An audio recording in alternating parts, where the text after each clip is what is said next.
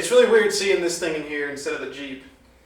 So I'm ready to start working on the rear axle of the Jeep, but before I started pulling it apart to do the re-gear, I thought I'd pull the 4Runner in and just get some basic service done on it, like change the oil, change the transmission fluid, change the transfer case fluid, just kind of check underneath the hood, make sure everything was okay. I wanted to lube the speedometer cable because it's squealing, which is a pretty common thing on the second gen apparently.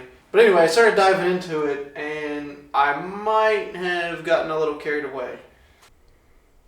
Yeah. This aftermarket alarm has got me quite frustrated. Look at this. Look how this piece is grounded.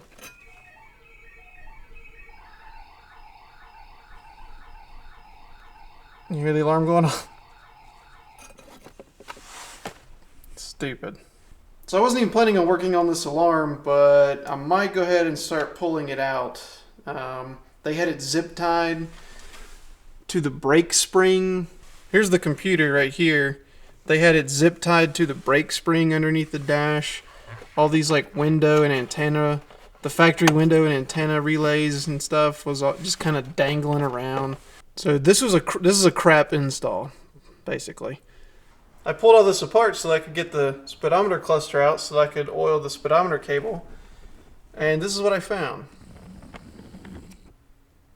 Somebody has already been in here and they dumped like a bunch of grease or anti-seize or something in there. That's not the right thing to do, and now I just have a bigger mess to clean up before I can actually lube the speedometer cable. So I'm literally about to sit here and just clean this thing out with a Q-tip. So here's the back of the speedometer. This thing right here was just packed with nasty, gunky earwax looking grease. So I got all that cleaned up on the back of the speedometer itself. When I'm done with the cable, I'm going to use this. This is the correct stuff to use for speedometer cables. And I got to glue a couple of these little pieces back together because they're broke. This thing. Alright, I didn't record any of that because I was trying to stay focused on what I was doing and make sure I didn't screw this wiring up more than it already is. But I got all that old alarm stuff cut out of there.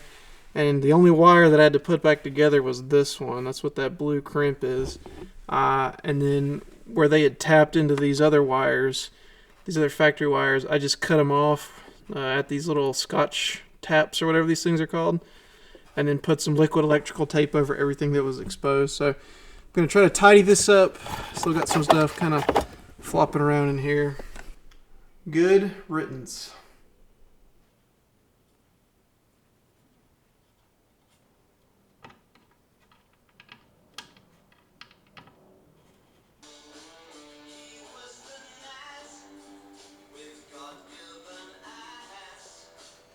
Alright, I got everything pretty much put back together and I got the battery reconnected.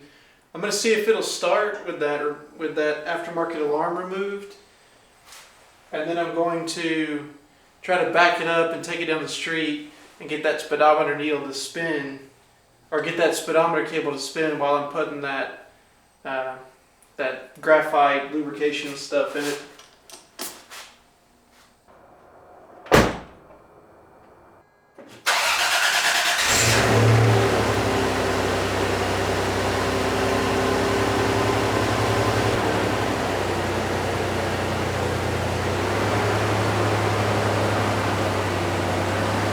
Alright, I took it down the road and it seems to be okay. I couldn't get it to make that crazy squealing noise. So I'm going to let that sit overnight. I got some more of that cable lube just kind of sitting in there. I'll let that sit in there overnight and let this piece right here that I had to re-glue, I'll let that dry overnight too. And then we'll work on this thing some more tomorrow.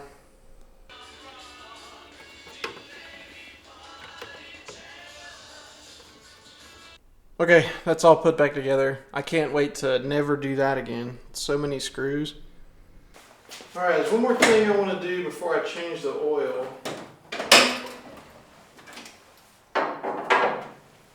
So right over here, right here, this is an ABS relay or something. Yeah, there you go. ABS relay. So the ABS light is on, and I'm going to fully delete the ABS. I've already started in the back cutting stuff out. I'm going to unhook this. Apparently this will turn off the light on the dash. I am tired of staring at that light.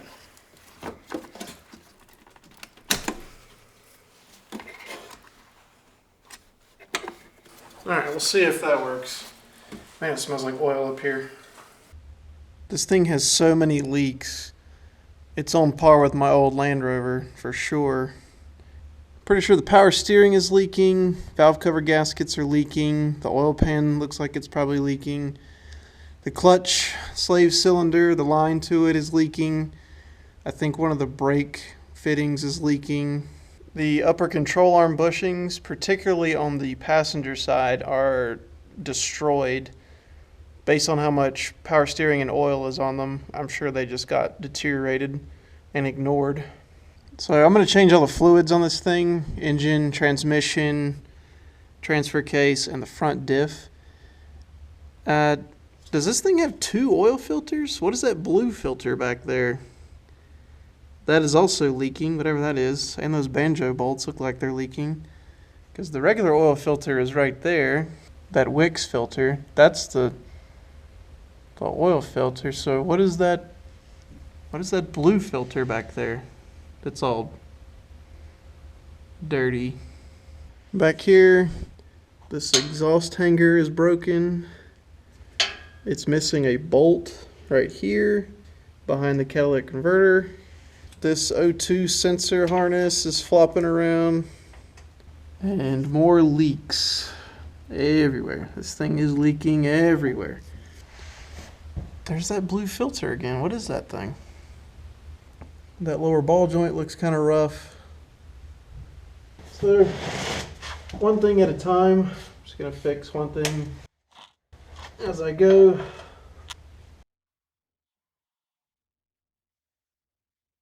Alright. I put a new crush washer on this. I think that was one of the many leaks that this thing is having.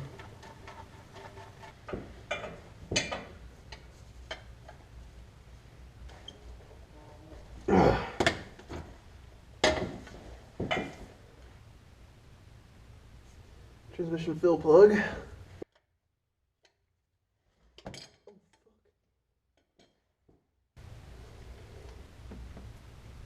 Huh. Actually doesn't look too bad. I mean, it's dirty. I'm just going to be using like regular cheap STP conventional oil in the engine, since it's going to leak anyway. But I'm going to put MT90 in the transmission just to see if I can help it shift a little easier.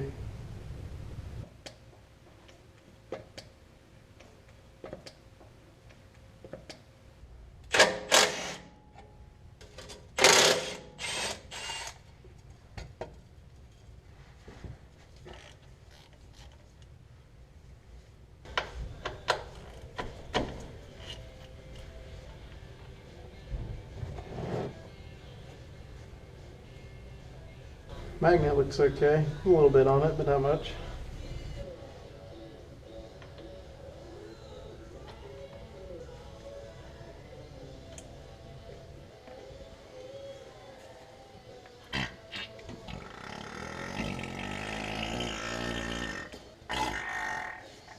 Excuse me.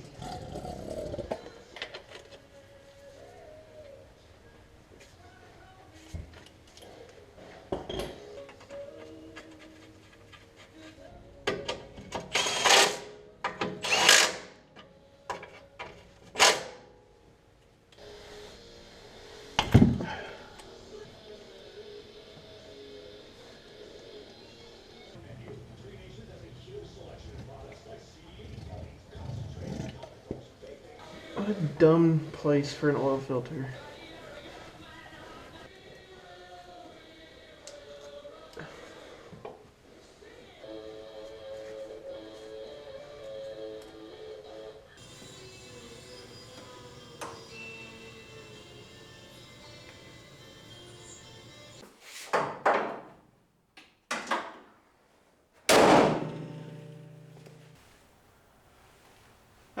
I'm done working on this thing. Let's get it out of here.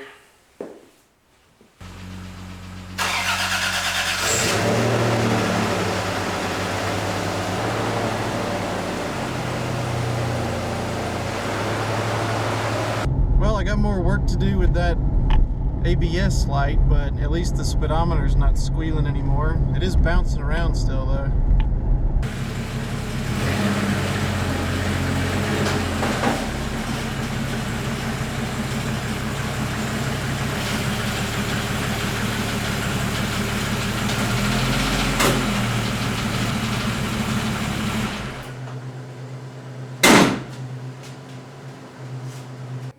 Alright, so the Jeep is back in the shop and I'm finally going to get started on the rear. I'm going to do I have the Ultimate 8.8 kit from Yukon. I'm going to do that first. Since I have to take the axle shafts and everything out anyway, I'll go ahead and do the conversion to the Ultimate 8.8. Then I'll start the re-gear. Probably not going to start that till next year. Probably just going to chill and enjoy the holidays. So clearly that 4Runner needs some more work. Not really that surprising, although it is leaking a lot more fluids and it's leaking a lot worse than I originally thought it was. Still got to figure out that ABS light. I took the relay out, the fuse is out, and the rear sensor is disconnected. So I guess there's another plug or something somewhere. I know that ABS light can be disabled, so I'll figure that out and get that thing off my dash for good. The speedometer seems to be okay other than it's still bouncing, but at least it's not making that noise anymore. There's the lubricant I used. I'll leave a link for it in the description in case you want to try this. I think it's just graphite based oil basically. So the 4Runner is outside where it belongs and I got the Jeep back in here now. So next video hopefully will be the Ultimate 8.8 kit, then I can start the re-gear and then it'll be pretty much done other than the engine and transmission stuff that I want to get sorted out. Preferably before I do the Rubicon or anything. That is the plan for 2023 is to run the Rubicon in this.